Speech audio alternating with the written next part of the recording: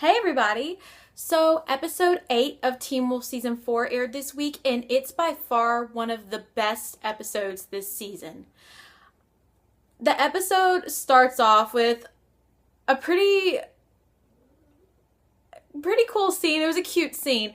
It's basically Styles flashing back to Malia sneaking into his bed and then them trying to get comfortable, and we even see the whole where he's the little spoon and their spooning sequence, and then he like it comes back to present time, and he's laying in bed, and she's not there because she went off mad when she found out she was a Hale, and that Scott and Styles and all of them had been keeping it from her. So she's not interacting with the pack the entire episode. The first scene with Scott this episode was of him and his father, and this is a key scene in the way that Scott overhears his father talking about when he shot the chemist assassin to save Styles and all that, and how it was like it needed to be done, and it was like it was just it was something that he wouldn't get in trouble for. And basically Scott asked him, how many people have you killed? How do you deal with it? And he said he's killed, that was like his third. And he talks about compartmentalizing his emotions, same thing that Chris Argent has talked about. And Scott, I mean, it really gets Scott thinking and all that about that. Because he's the alpha, he's the leader of the pack, and he has to figure out how to take care of everyone and keep more people from dying. So the next thing we see the whole pack gathered, well, most of the pack, minus Lydia and Malia. Basically, they have this plan to fake Scott's death to lure out the benefactor. Basically, where it looks like he's dead, but he's not really. What they end up doing, and it's really interesting, Kira's mom instructs her on how to do this. She puts her hand over Scott's chest, and she does her whole Kitsune shocking thing, and it basically slows his heartbeat down so much that he appears dead. And I don't know how long in between. There's a heartbeat every now and then, but apparently he can do that because he's an alpha. That's why he can survive that. We see a whole emotional Melissa McCall, Mama McCall. She's a good actress because there's this whole scene where they tell her that her son has died in the hospital, and she's playing along. She's part of the scene. At first, I didn't know she was actually in on it, but I figured they wouldn't do that to her. Scott would not do that to his mom. So she does this whole screaming thing where she just falls to the ground screaming. Then she walks into the morgue and totally changes right out of it. And we see Chris Argent and Styles and Liam and Kira, Kira's mom and Melissa, all of them, they're in there, and that's when Kira's mom gets Melissa to feel the heartbeat. So she said she thought he looked like he was dead, because he really did. So the whole episode, they're waiting for the benefactor to show up, and there is this whole scene where Kate shows up with the berserkers. Kira and Liam go fight them. Kira's mom gets hurt, has to be taken away, and Kira goes with her to help her, whatever. And Chris is don't just hold off or whatever. Kate's basically trying to get Scott's body to try and mess with her own agenda, or to whatever, you never know what Kate's up to. Right now we know she's in league with Peter, and that all ties in. Basically, Chris gets her out of there, and there's no bloodshed between them this episode. When we see Peter and Malia in this episode, is really fun and funny.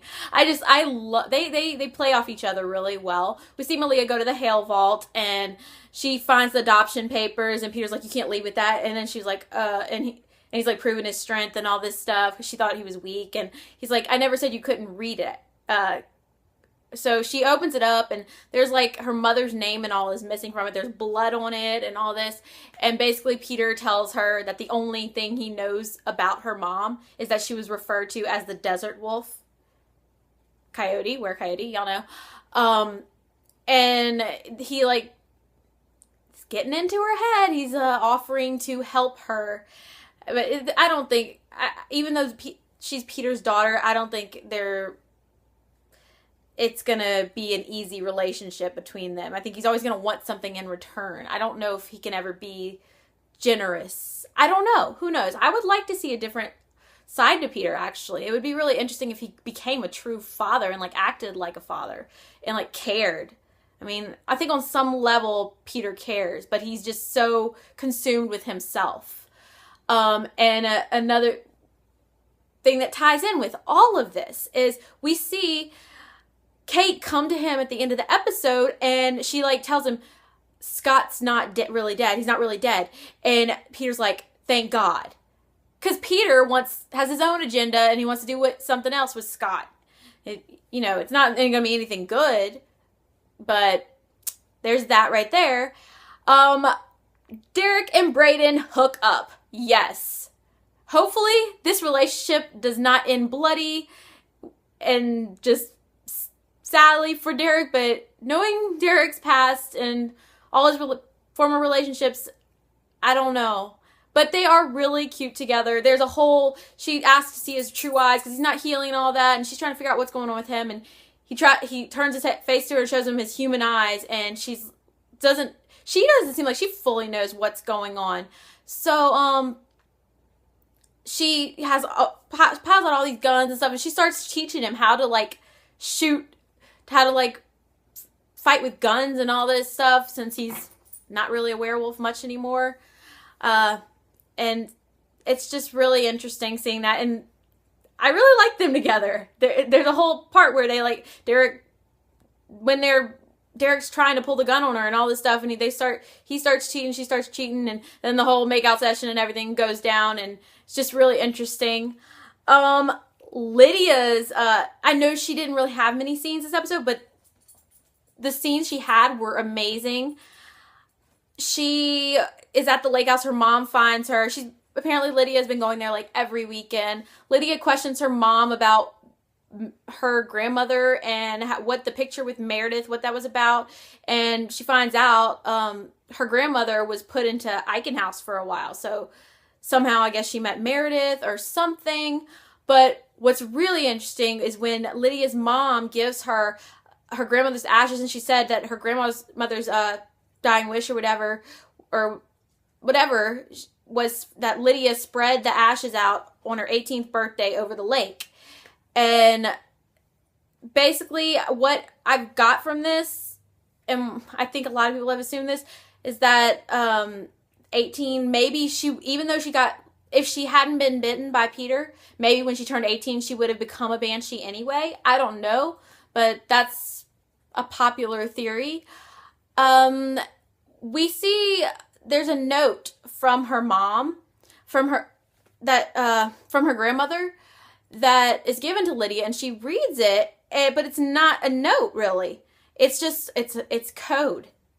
Yes, it's code, just like they use for the Deadpool. So Lydia's like, how is this all connected? And that is going to be touched on next episode. Now to the best scenes in this episode. The best, hands down. Scott's dream, nightmare, whatever sequences when he's down dead-ish. It stars him, Liam, and the Mute. It's like 3 different times it plays out, and basically each time he starts transforming more and changing, and during it's like the Mute is kind of like egging him on to do different, like, bad things, and I think Scott is like, he's really coming to terms with his alpha responsibilities and how certain things are necessary. We see a whole scene with him and Liam where at one point Liam's talking to him about his fangs and how Scott is changing, and Scott's like, I'm becoming more of a monster, and then the Mute says, that he's evolving. And I already have big theories on all of this, but I hope I'm right. I'm really hoping Scott is the Black Wolf that we've seen in the mid-season finale. The trailer that was released during Comic-Con, we see the Black Wolf, and I'm hoping it's Scott, But I don't know. Fingers crossed on that. But there's this nightmare sequence is so crazy. There's like even a scene where the mute comes and gives that tomahawk to Scott, and Scott starts, like, with the mute's help, hacking into Liam, and there is blood all over his face, and he's just all alphaed out, not fully transformed, but his eyes are glowing red, he's got his teeth and all that, and he's just like, wow. And I don't know what to take from that he's, like, hacking up Liam, and that I'm like, yeah, I don't know. It's really, really interesting. Don't know what to think there. One little snippet that was interesting that I want to discuss is when he went and, like, logged in the Deadpool to look at it or whatever. It was like his own. It was like the Scott's own Deadpool. He put in his name, and we get the mute, the orphans, the chemist on there, and it's just really interesting. And I guess because his name was used because he's technically dead right now, and that was kind of that's why the password was his name. One thing that's really cool that I've been hearing back and forth, different people like him, different people don't. I think Scott's new fangs, how he's got more fangs and stuff, looks pretty freaking awesome. Very cool. They're looking more alpha than ever, and I'm really loving the evolution of Scott's character this season. This season's looking to be definitely one of the best ones. I don't know. It's so cool. One thing I want to touch on at the end of this is Malia does come back to Stiles. She's very loyal, and she talks about hoping that she's not like all the Hales, and that the Hale doesn't have like something wrong with them where they're just murderous. And because she tells him that she wished when she got in the car with her, what she found out was her adopted mom and adopted sister, that she said before they got in, I wish you all were dead. And I don't think that's really, it wasn't like a self-fulfilling prophecy really, so much as she just couldn't control her shift and didn't know what was happening. I don't think she's fully responsible. I think whoever put her up for adoption, her mom, whatever, Talia, whoever, without putting her like another werewolf family or something like that, it was their responsibility for doing that. It's not her fault. But it's nice that she went back to Stiles and all that, and he was like trying to tell her that she wasn't like that, but he does not. Stiles is not cool with it. I'm not cool with her trusting, or I don't think she trusts Peter, but doing things with Peter, it's just, I'm not, he's gonna twist her. I have a bad feeling he's gonna twist her mind and turn her against the pack. I hope I'm wrong, but this episode was amazing. I think it is my favorite episode this season. The Benefactor is probably like about my second favorite episode, but this one was amazing. The scenes, the just perfection. It's the nightmare scene. I've rewatched it so many times, and I'm finding new little tidbits in it each time I watch it, and it's just it's going to be very key to the rest of the season, I think, and how Scott deals with the situation. So that should be very cool. I hope y'all enjoyed this recap and review. Continue to watch, like, subscribe, comment on this video, and I will see y'all next week. Bye.